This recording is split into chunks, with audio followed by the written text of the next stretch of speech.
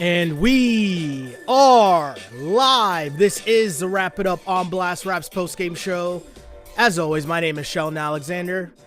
And even though we're in the current situation, we are in the city of Toronto, I'll still always show love to Clean Cuts Barbershop because they've always been a supporter of this, the Wrap It Up podcast, part of the On Blast Podcast Network. Huge shouts to the people wherever you are watching this pod. As the Raptors lose again, but they showed some fight in this game. They showed some heart in this game. And as always, we like to provide the safe space for you Raptors fans that you are able to come here and air out your grievances over this Toronto Raptors loss. Just want to say huge shouts to the people who are watching this podcast because you can watch it live after each and every Raptors game, whether you're streaming on Twitter, whether you're streaming on Instagram, whether you're streaming on YouTube or on Facebook. Hit the comment section. Let me know what you think of this Raptors loss, and we will talk about that for sure on this The Wrap It Up podcast, because that's what we do. This is your show, people. I'm just the one with the camera.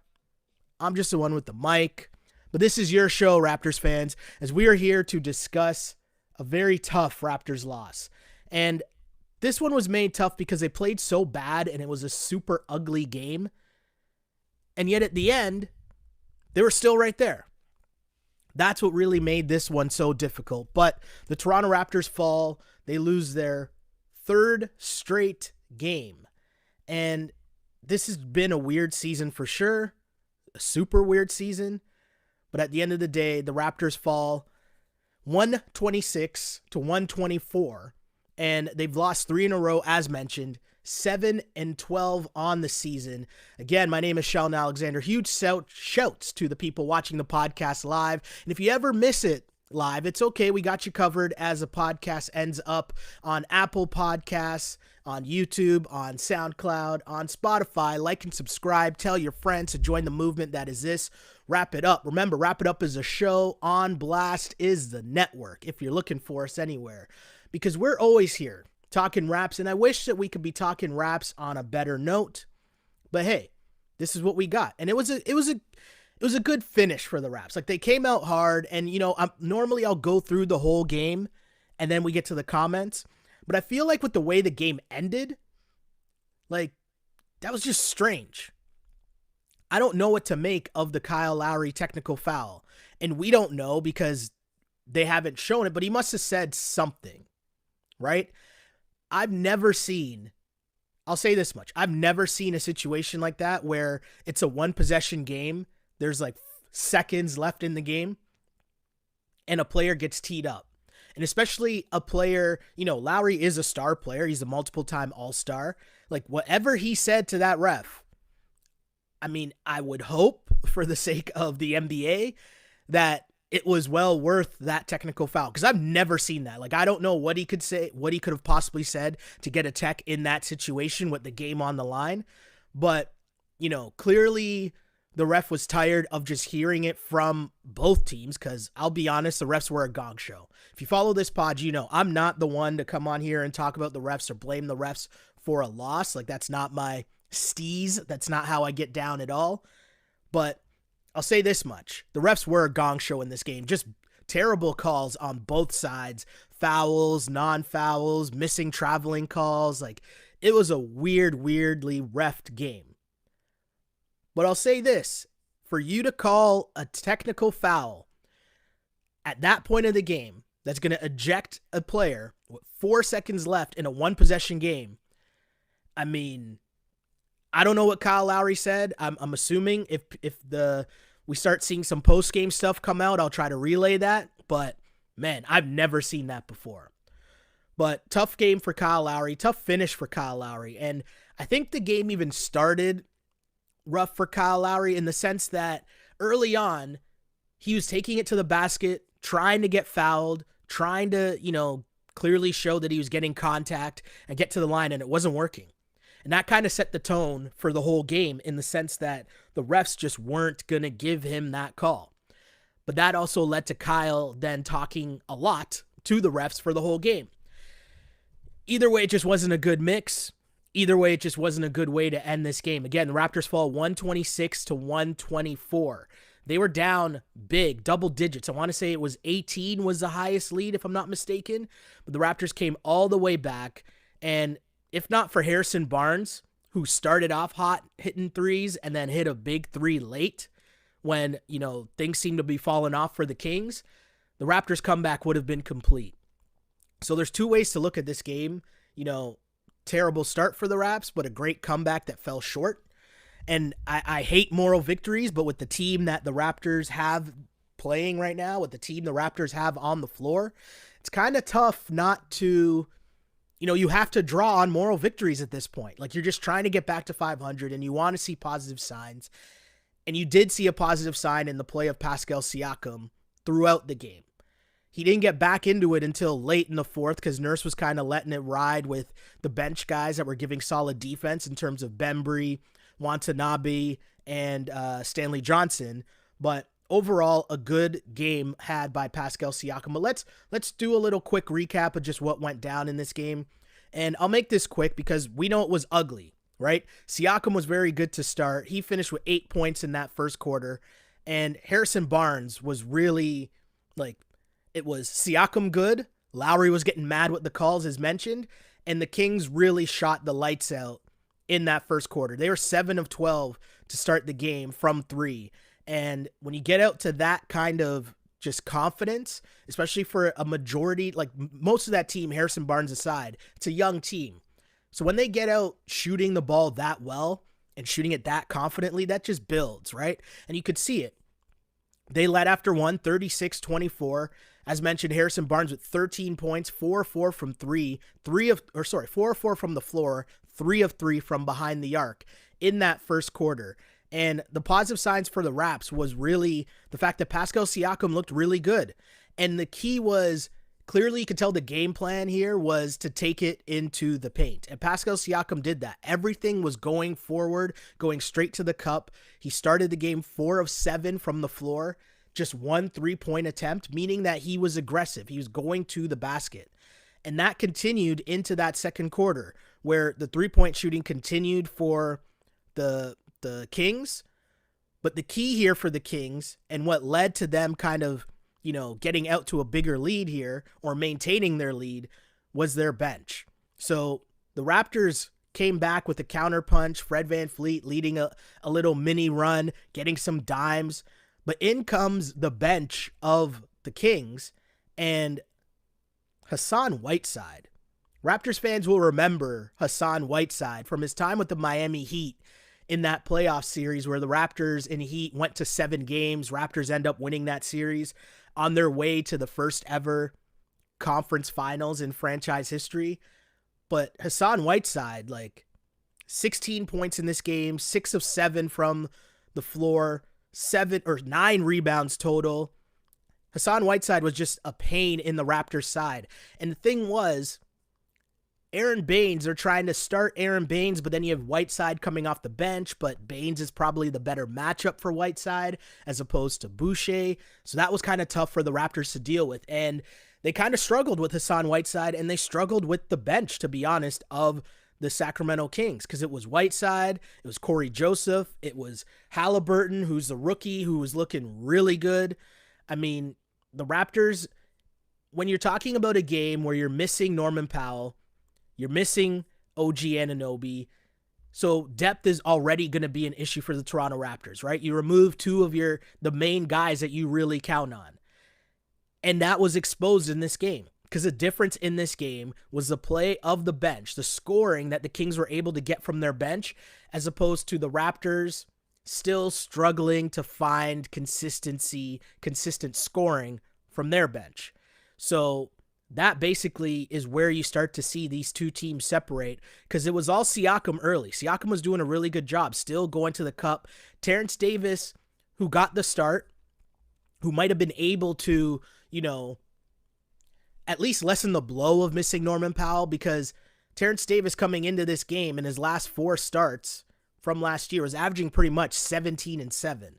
So he looked really good in the opportunities that he's gotten to start. But the Raptors, just with their rotation, First off, to start the year, their rotation struggled because they just couldn't find guys who were able to get the job done.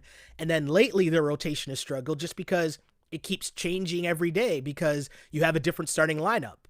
This starting lineup today was their 6th different starting lineup in their last 6 games. That's tough to gain consistency, but the reality is that's what every team in the league has been going through with battling this COVID issue and with battling injuries because of this short off season and, games all being packed in. Every team in the league is really dealing with the injury bug. And that's a thing that, the Raptors have been kind of lucky early on, but now it's starting to catch up to them. And in this instance where you need all your guys because they're struggling and they're already kind of shorthanded in terms of guys that Nick Nurse trusts on a night-to-night basis, this is where the Kings bench really took advantage of the lack of depth from the Raptors because it was just Siakam and he looked really good. And for the Raptors, that's kind of the Siakam they want to see. Everything going to the basket, everything just kind of, downhill. He was aggressive. He was making sure that when he got the ball, there was no hesitation. Everything was towards the cup. You barely saw any of the mid-range, long twos. He didn't really force many threes, which was kind of a thing you saw early on in the season. It was really good to see where Pascal Siakam's game was at. And I couldn't help but wonder, why is it that the Raptors' best players can't all play well at the same time? Right? It's like when Norm plays well, Siakam's not playing well. When Fred plays well, Kyle's struggling. When OG has a good game, Siakam's struggling. Like, they can't all just put it together at the same time for whatever reason. And, they need that to happen if they are to be a team that most Raptors fans expected them to be in terms of being right in the mix of that middle of the road playoff team. It's just kind of tough right now, but as they keep going, you're going to notice that this is a problem in terms of just consistency and who can consistently put up buckets. And tonight it was Siakam. Siakam had himself a night.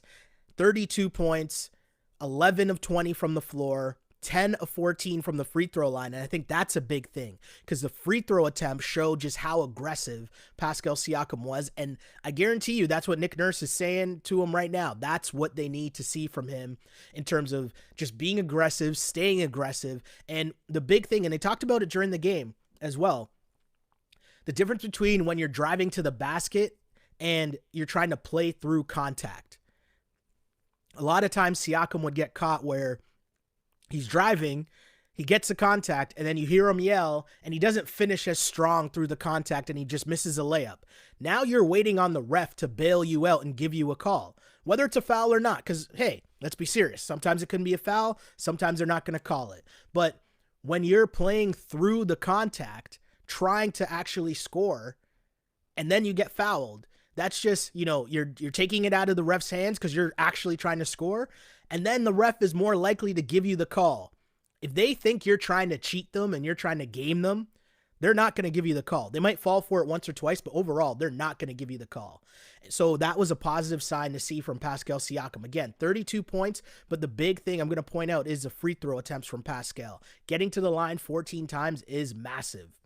But again, that second quarter, the Raps were right there, but every time they were about to get it to about a 2-possession game, they would have a sloppy turnover. Something would happen.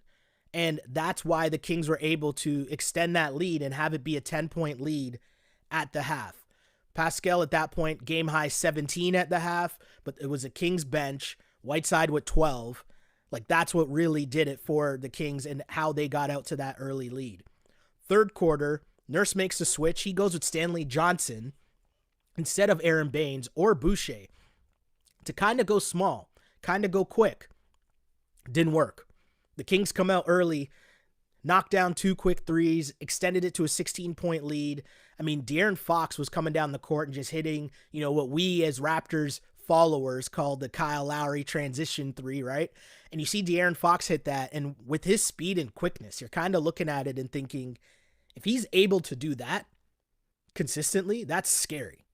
So that was a sign that at one point, him added with Harrison Barnes, who at that point was 7 of 9 to start the game. He had 19 points. If not for Siakam, this game would have been just done early. And the key, I mentioned the free throws, but 14 of his 20 points, of his first 20 points, were in the paint. I didn't see what the final tally was in terms of his paint points were, but that is a positive sign. That's the Raptors.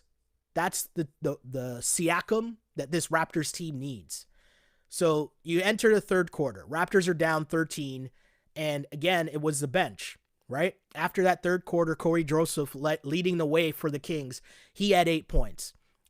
I got to be honest with you guys as Raptors fans.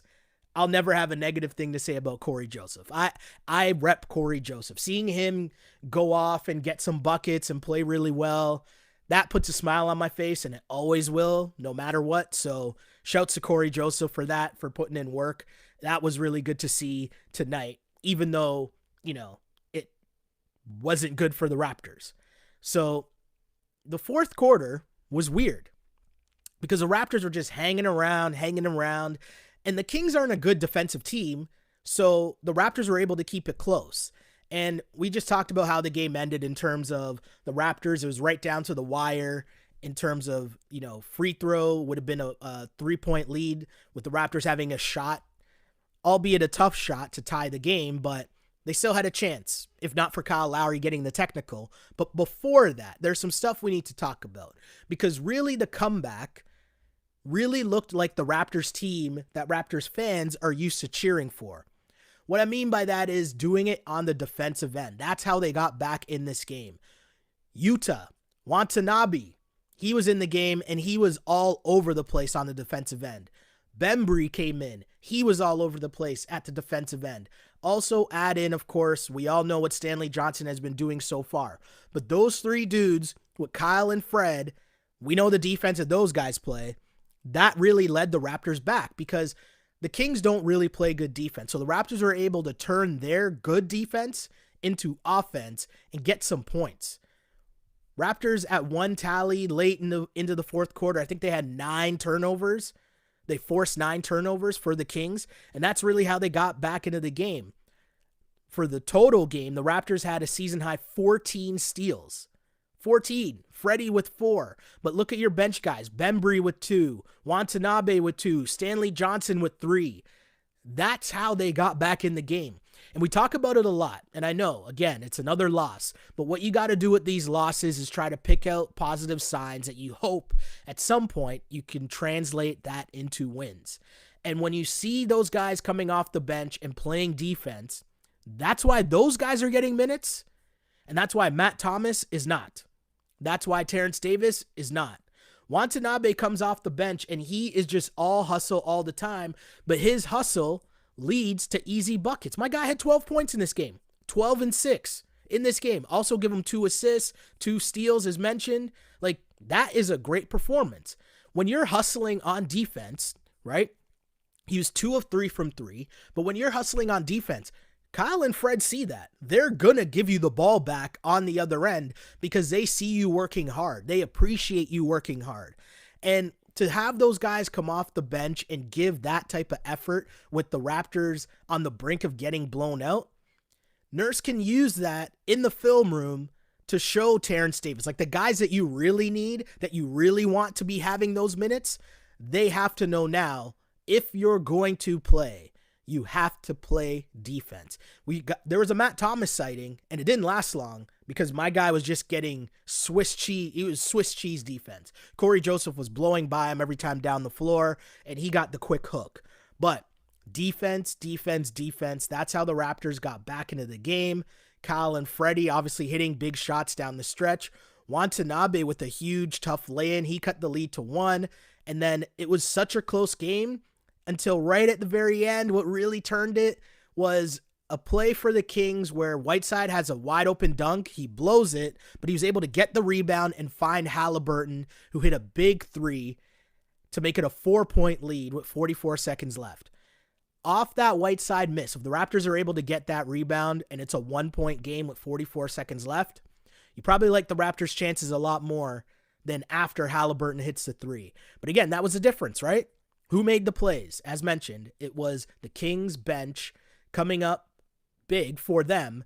And just going through the stats of the Kings bench, you got Whiteside with 16 and 9, Halliburton with 10 points, 11 assists, Corey Joseph with 16 points off the bench and 4 assists. Corey Joseph shot 6 of 9, Whiteside shot 6 of 7, and Halliburton struggled, especially from 3. He was 1 of 7 from 3, 4 of 10 overall, but he was the one moving the ball. 11 assists off the bench? Like, that's crazy. Game high, 11 assists for Tyrese Halliburton. That's the difference in the game. Raptors lose 126-124. I mean, it was good for the people that stuck around because it was close, but let's get to some comments here because I really want to hear what you guys are saying about this loss by the Toronto Raptors. We'll start out on Twitter, and got a comment here that says, glad to see you're feeling better. Inches, thank you very much. Appreciate that. His other comment, he says here, I know people will tout Siakam's 30 points, but remember, Sacramento was 30th in defense, and he had the worst plus minus. That's a very interesting point, and I get where you're coming from. Totally agree with where you're coming from, but you still need to see the positive signs from Pascal Siakam. And you hope that, okay, yeah, you took advantage of a weaker defensive team in terms of Sacramento, but the hope is that you can take that confidence that he clearly needs and take that going forward into the next game against who they play on Sunday, the Magic. So your point is totally correct. I just want to see if he can take this because he needed one of these 30-point games. He hadn't had one in a while, right? So point taken, great point for sure, but you still got to just take the pluses that you can take the positives that you can, and hope that that translates into something else. More comments here. King Kirby. I think that's what that says. King Kirby says, get to 500 by the All-Star break. That's got to be the goal, right? The teams are still very tight, very tightly matched in the standings. So just get wins. Try to get to 500. That's got to be the goal. Don't even pay attention to the standings. Just try to get to 500. More comments. Let's face the facts. We miss Ibaka. For the first time, Masai made a mistake. I still trust him.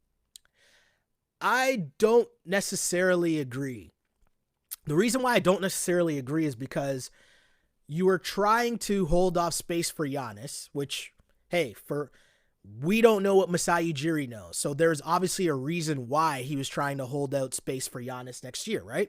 So I'm not going to knock Masai for that. The other thing, though, is re-signing Serge and having Serge Ibaka on this team. Does it make this Raptors team better? Yes.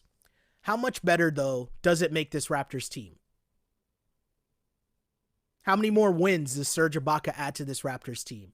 And I say that because let's say, you add a couple more wins. Let's say the Raptors are in 6th place.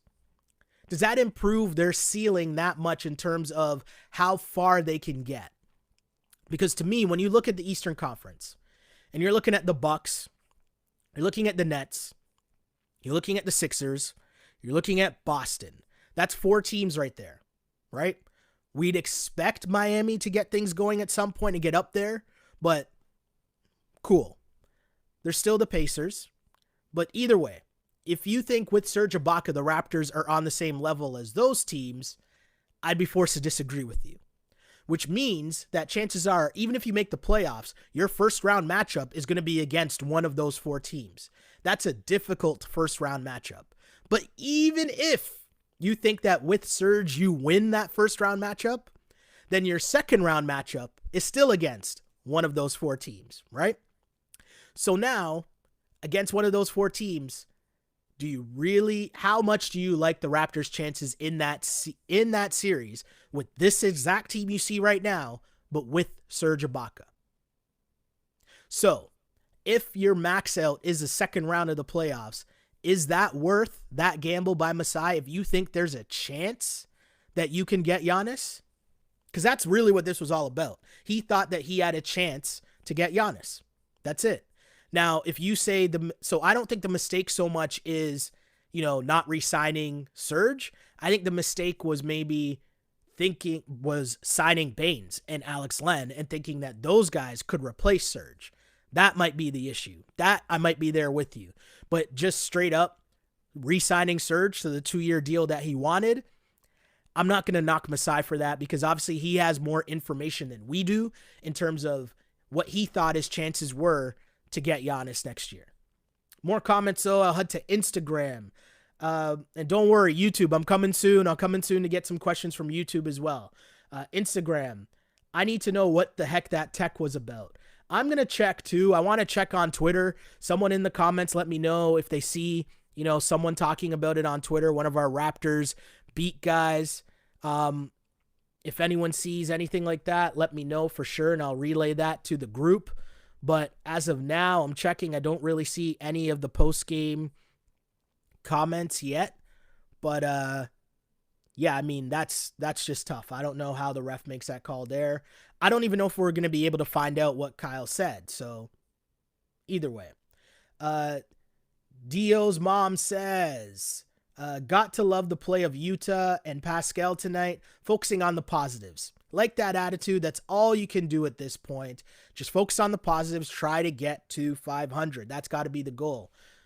Glow Girl Smile says the ref had to call that game deciding call. That was ridiculous to call that and affect the game. For sure, I agree. The only thing I will say to that, though, is yes, the Raptors would have had one last chance to hit a 3 to maybe tie the game, but that's not why the Raptors lost. Do you know what I mean? Like, it's a terrible play, for sure, definitely, but that's not why the Raptors lost that game. And also, I think, if you're the Raptors, you look at that and you think, what else could they have done beforehand to put themselves in a better position? Right? Because I think there's definitely something else they could have done earlier on. They could have played better in the first half and not given up, not let the Kings get out to such a good lead.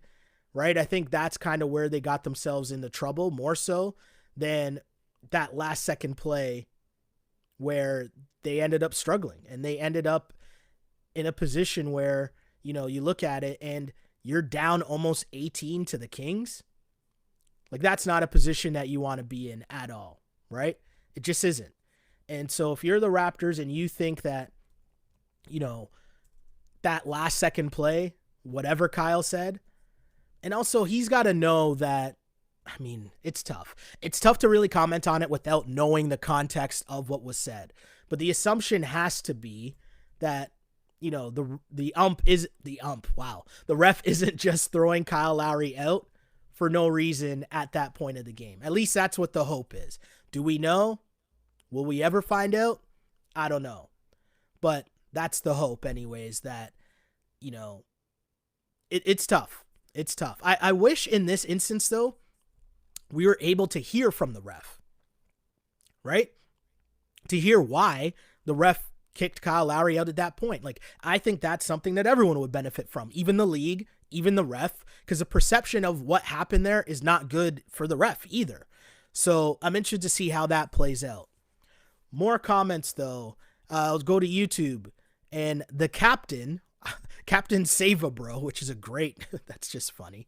But imagine how the blowout on the Kings would have played with the same defensive energy in the fourth throughout the whole game. Like, come on, Kyle should have just kept quiet, but that ref is some cheeks. That's funny. Well played. I mean, that's a tough one, right? Again, we need to know what happened. Natty Duck says we need OG. Yeah, missing OG Anunoby really hurts. In this game, especially against the Kings. You look at how that game was played, and the thing, too, without both OG and Norm, Kyle and Fred and Pascal are in a position where they got to pace themselves because they know that they got to play hard late, so they got to pace their way through the game. Try to just keep it within striking distance so that once the end of the game occurs, once it's in the winning time, they got some juice left in the tank, not only on defense, but on offense as well. And that's where missing OG or missing Norm is so important. Because I keep reminding people, right? Even at full strength, for this Raptors team to be good, and by really good or what people's expectations were in terms of being a middle-of-the-pack team in the Eastern Conference, at full capacity, with everybody in the lineup, everybody playing well, They need those guys to play well every night if you were to compete with the big dogs in the Eastern Conference. Everybody, Kyle, Fred, Pascal, OG, and Norm, all got to play well if you were to keep track or keep up with the big dogs. So without those guys in the lineup, it's nice to get these moments from Watanabe, but you're asking those guys a lot. You're asking a lot from those dudes. More comments. Jeremy says, we needed a miracle. That's kind of what it was. And when you get down by that big of a margin, what ends up happening is you exert so much energy trying to just get back into the game that at the end, you need your legs for that final, those big jump shots at the end. And do you actually have enough in the tank? That's where things get tough, right? Fly Miss says, Nick Nurse on the explanation he got from the official on Lowry's second tech. She said he said something that she couldn't let go by. She wouldn't tell him what it was. Thank you, Fly Miss. And that's what I mean. This is a team effort here from the Wrap It Up podcast. I mean, you got to think about it. It had to be something really bad because there's no way that, I shouldn't say there's no way because the refs were really bad in this game. But I have to lean with the assumption that there's no way that a ref is going to kick someone out of a game in a one-possession game with seconds left. I mean, that's the hope anyways. So I don't know what Kyle said, but it wasn't a good look for him at that point. Not a good look for him at all. Let's get to some more comments here. I'll go back to YouTube and find some more comments there before we wrap up. A lot of people saying we missed OG. Someone else, KL, says Whiteside is a really good player. I'm forced to disagree. He played well tonight, but I don't know. I mean, at this stage of his career, how much he really has in the tank on a consistent basis. Or let me put it this way. I don't know how far your team is going to go if you have high expectations of Hassan Whiteside. How about that? Is that a nice way of saying it? Yeah, fair enough. Styles says Yuta was our best player tonight. I mean, tough to argue. He was great on defense. He gave them a huge spark on defense and making big plays, whether it was blocks, steals, getting in passing lanes. My guy was all over the place, and he continues to shoot that three with confidence, which he has to because they're going to leave him open. He's not on the scouting report yet, right? So other teams are going to leave him open. So he needs to continue to hit that shot and take that shot consistently. Unlike Aaron Baines, who I'm glad didn't take that many threes in this game after his 1 of 7 performance. He was 1 of 3 tonight, but as I mentioned on last pod, hey, maybe after you go 1 of 3, 1 of 4, shut things down for the night from the 3-point line. How about that, right? More comments here. Shouts to the YouTube people. Oh, I see a comment here from, I think the name is Dante Williams. He says, any recommendations for fantasy basketball? Need some field goals percentage and assists. Here's what I would do, actually. Here's the strategy for fantasy basketball this season. The biggest thing that's affecting fantasy basketball is the lineup situations night in and night out. So I would save a couple roster spots and just hunt out night to night who is filling in for people who are out of the lineup. Because you're always going to be able to find those guys. I was able to ride with Kendrick Nunn for about a week and a half because of Jimmy Butler being out, Tyler Hero being out. Kendrick Nunn was in and he was doing well. Reggie Jackson, I just did the same thing with Reggie Jackson because Kawhi and Paul George were out for a few games. So that would be my best advice for that. I hope that's all right. More comments. Nick Nurse is a great coach, but for not a contending team and not much of a rebuilding team. I mean, I'm not going to crush Nick Nurse for what's going on with this Raptors team this year. I mean, the lineup that he's forced to deal with, it's tough. I'm not going to knock Nick Nurse a lot for what's going on with this team. He's working hard, man. He's trying to come up with different lineups. And the thing we got to remember, what he's trying to do as well while they rebuild, he's trying to develop guys, right? He's trying to develop players. So I'm not gonna knock Nick Nurse. He has to deal with so many different lineups, night in, night out. So he's got a lot to deal with. I'm not mad at Nick Nurse at all. Let's Talk Rap says, what's up, man? I've had it up to here with the officials. See, in tonight's game, and I don't really talk officials much. People who watch the pod regularly know I will never blame the refs, but I will say the refs were bad in this game for both teams. And that's usually the reason why I don't talk about the refs a lot, because I feel like the refs are just bad for everybody. We just watch a lot of Raptors games, and so we think that they're only bad against us or in our games. But if you watch more and more NBA games, you'll notice that the refs are just bad overall. Another comment. Not used to seeing them play like this. This isn't the same Raptors team we're used to seeing the past 6 years. Our defense used to be our biggest asset and defining character. Now our D is trash. So I talked about this before on a couple other pods, but I'll say it again here. The reason why the defense isn't as good as we're used to seeing is because you don't have as many players in the rotation. So now you're asking Kyle and Fred and Pascal and OG and Norm to play high-level defense, the same championship-level defense, except you also need those guys to score, right? So imagine asking those guys to play the same defense they played a couple years ago, except you need to also make up for the scoring that Kawhi Leonard, that Serge Ibaka, that Marc Gasol, that Danny Green provided for the team as well. That's kind of what the issue is with this team and what's going on. The guys at the bottom of the lineup that need to pick up the slack aren't there yet. But hey, tough game for the Toronto Raptors, but some things to build on. Hopefully Pascal can take this 32-point performance and take that into next game and really develop. Hopefully Norm is back next game. Hopefully OG is back next game, but we'll see. The Raptors need them for sure as they fall to 7-12 on the season, and as they lose 126-124 to the Sacramento Kings. De'Aaron Fox with 24 points, Harrison Barnes with 26 leading the way for the Kings. Thank you, everybody, for tuning in. Wherever you are watching this pod, live streaming, we got up after the second time we got up and running here on the pod. So thanks to everyone for sticking through, whether you are watching on Twitter, whether you're watching on Facebook, YouTube, or Instagram. Really appreciate you guys tuning into this Wrap It Up podcast, the only live and interactive Toronto Raptors post-game show.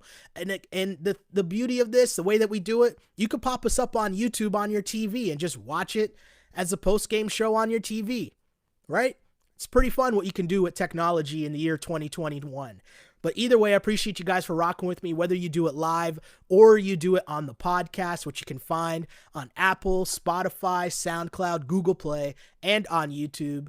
Like and subscribe. Again, tell your friends about it. Share it. Like it. Continue the conversation in the comment section. That's really what this is about, building a community of Raptors fans that want to discuss the topics like who should be in the starting lineup, what should the Raptors do with Kyle Lowry coming up, because there's going to be a very interesting conversation about that to be had before the trade deadline occurs. But we're building the community here, and I'm building back up after missing a bunch of games because I was sick, but we're back. We're back in action, and I couldn't be happier than to be back talking Raptors basketball. Hopefully soon enough we can talk about some wins, right? I mean, that's the hope anyways, right? That's what we want to do. We want to get back. We want to be talking about some wins here on the Wrap It Up podcast. But for now, still, guys, I really appreciate you guys rocking with me here, as you always do. And you can find me on Twitter at Shell Alexander, on Instagram at Sheldon Alexander. Again, hit me up. Let me know what you think, whether you agree or disagree. I'm here for the conversation. I work in sports. I've been working in sports and covering basketball since LeBron's rookie year. So, hey, I think I know what I'm talking about, but I don't think I know everything. And most importantly, I'm just here for the conversation with like-minded basketball fans because I love Toronto and the Raptors rep for Toronto. So if you feel the same way, then I'm here for you, and this podcast is also here for you. So like I always say, I used to pray for times like this to rhyme like this. This is the Wrap It Up on Blast Raps post-game show. As always, unpolished and unapologetic. Until next time, see ya.